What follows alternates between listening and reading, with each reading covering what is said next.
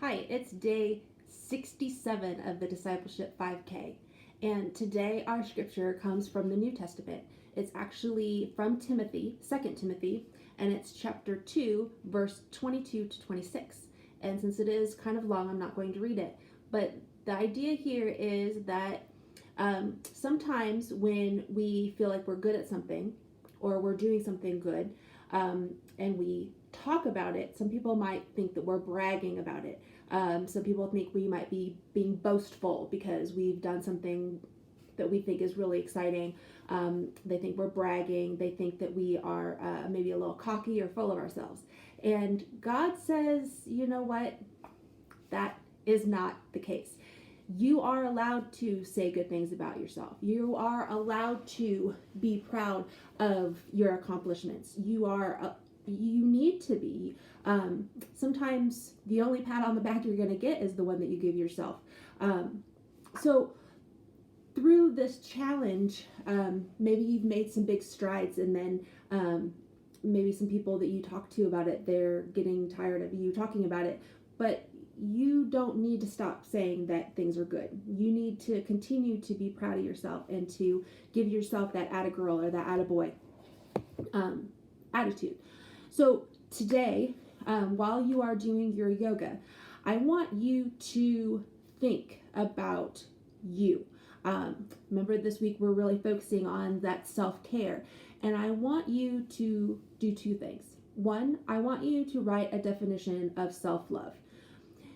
Sometimes people think when we love ourselves too much, is that even a thing, that we are being selfish. If we are doing things for our own good, then we're being selfish.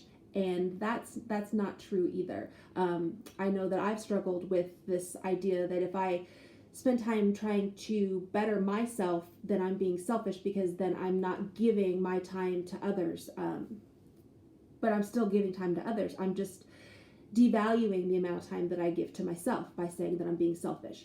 I've worked a lot on this. This is something that I struggle with all the time, is trying to balance out, and it's not a balance. We can't keep a tally sheet. I mean, that's just not, God's not keeping a tally sheet. He wants us to love Him, love others, and love ourselves. We forget to love ourselves often. So write a definition of self-love. The second thing that I want you to do is I want you to identify 5 to 10 things, 5 to 10, aim for 10 things that you love about yourself. Okay. This might be very hard, because a lot of times when we see ourselves, we see our faults first.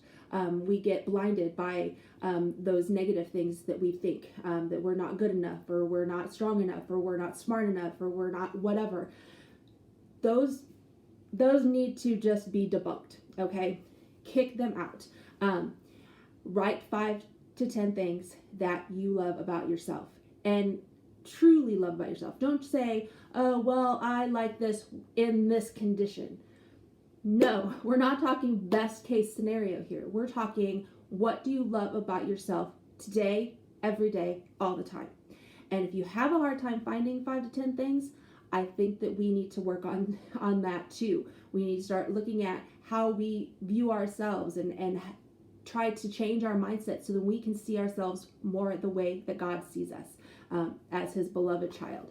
Okay, so today is a yoga day. That means you have lots of time to connect with God, ask His opinion, try to find out what He loves about you, and maybe He'll give you some ideas. All right, have a great day.